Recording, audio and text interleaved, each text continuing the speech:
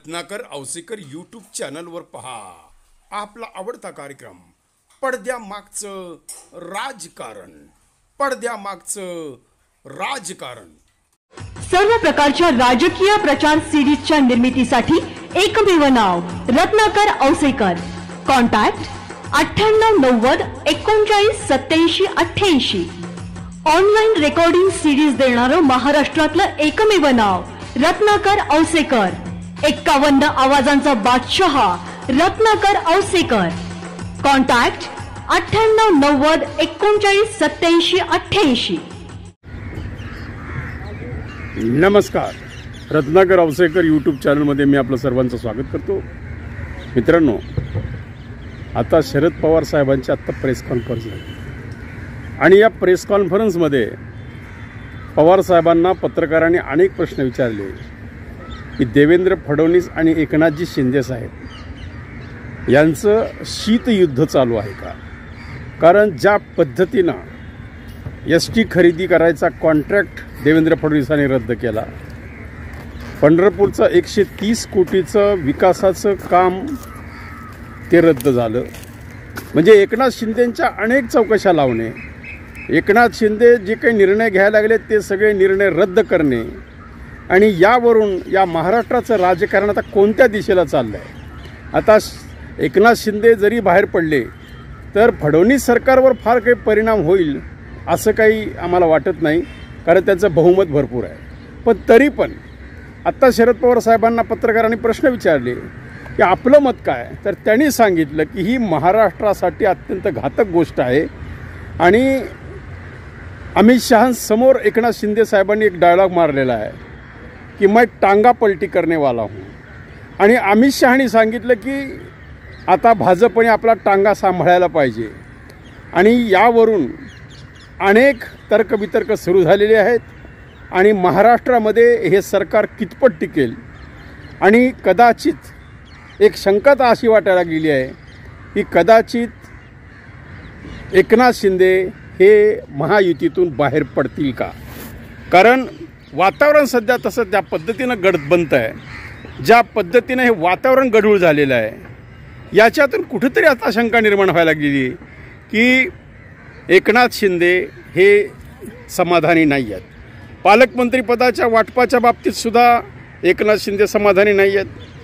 त्यानंतर एकनाथ शिंदे जे काही मुख्यमंत्री असताना निर्णय घेतले, हे आपल्या महायुतीतलेच उपमुख्यमंत्री असूनसुद्धा जर देवेंद्रजी फडणवीस त्यांचे निर्णय रद्द करत असेल, त्यांच्या चौकशा लावत असेल, तर ही गोष्ट महाराष्ट्राच्या राजकारणासाठी एक अस्थिरतेची घंटी आहे असं पवार साहेबांनी सांगितलं.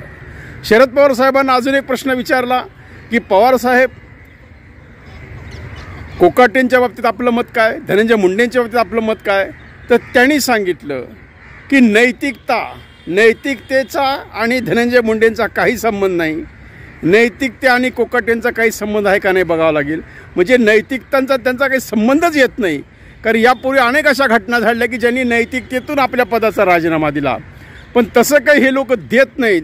याची नाराजी पवार साहेबांनी स्पष्टपणे व्यक्त केलेली आहे. आणि नक्कीच याच्यामधून महाराष्ट्रासाठी ही काही चांगली भूषणावा गोष्ट आहे असं वाटत नाही. कारण दिल्लीच्या साहित्य संमेलनामध्ये सुद्धा जो काही नीलम गोरेंनी गदारोळ केला, जे काही एकमेकावर चिखलफेक केली, ही चिखलफेकसुद्धा महाराष्ट्राच्या दृष्टीने अत्यंत घातक आहे. आणि सर्वात महत्त्वाचं म्हणजे हे साहित्य संमेलन एक राजकीय अड्डा झाला आहे का, याचीसुद्धा चर्चा आता महाराष्ट्रात सुरू झाली. कारण ज्या पद्धतीनं त्या ठिकाणी राजकारणावरचे आरोप प्रत्यारोप सुरू झाले की त्यामुळं कदाचित या महाराष्ट्रामध्ये हे NDAचं सरकार मधून आता एकनाथ शिंदे बाहेर पडतील का अशी शंका निर्माण झाली. आणि सर्वात महत्त्वाचं म्हणजे खरं म्हणजे हे शीतयुद्ध हे अजितदादा आणि एकनाथ शिंदेमध्ये आहे.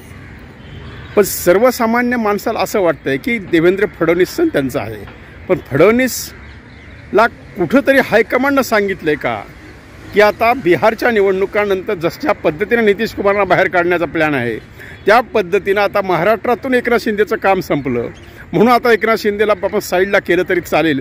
कारण हा एकनाथ शिंदे टांगा पलटी करणारा माणूस आहे आणि म्हणून एकनाथ शिंदेने ज्या पद्धतीनं अमित शहांसमोर आपली डायलॉगबाजी केली ती कुठेतरी अमित शहाला खटकलेली आणि अमित शहानी भर सभेत सांगितलं की अब भाजपा को अपना टांगा संभालना चाहिए।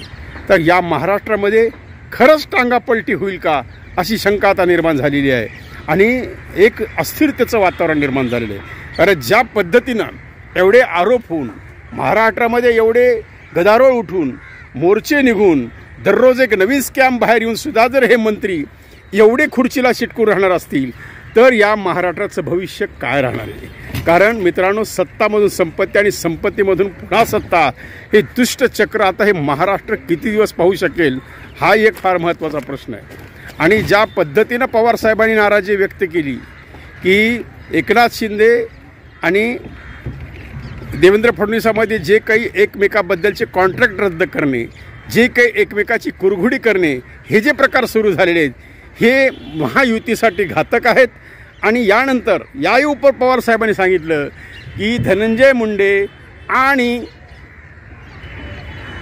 कोकाटे यांचा नैतिकतेचा काही संबंध नाही। कारण एखादा नैतिकतेचा जो माणूस असला असता, स्वाभिमानी असला असता, तो फटकन राजीनामा देऊन मोकळा झाला असता, मला माझा काही संबंध नाही, ह्या माझा राजीनामा घेऊन टाका।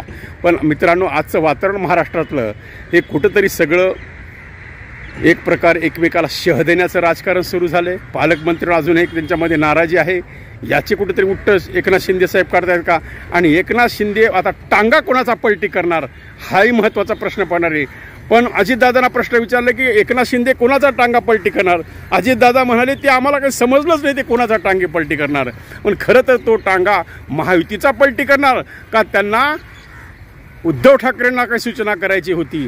हा प्रश्न आता सगळ्या महाराष्ट्राच्या प्रेक्षकांसमोर पडलेला आहे।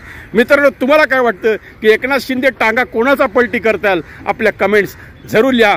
पण महाराष्ट्रात टांगा पलटी होणार हे आता जवळपास काळ्या दगडावरची रेघ आहे आणि लवकरच एकनाथ शिंदे सरकारमधून बाहेर पडतील का अशी शंका महाराष्ट्राच्या मनामध्ये निर्माण व्हायला लागलेली आहे। आपल्याला काय वाटतं जरूर कमेंट्स लिहा। सर्व प्रकारच्या राजकीय प्रचार सीडीजच्या निर्मितीसाठी एकमेव नाव Ratnakar Ausekar. Contact 9890 39 87 88। Online recording CDs देणारं महाराष्ट्रातलं एकमेव नाव रत्नाकर औसेकर। 51 आवाजांचा बादशाह रत्नाकर औसेकर। कॉन्टॅक्ट 9890 39 87 88। आवाजाचा बादशाह रत्नाकर औसेकर यांच्या यूट्यूब चॅनलला लाईक करा, सबस्क्राईब करा आणि आपापल्या ग्रुपवर शेअर करा। चला, आपल्या मोबाईलवर सर्वप्रथम आमचा कार्यक्रम मिळवण्यासाठी सहकार्य करा। Ratnakar Ausekar YouTube channel.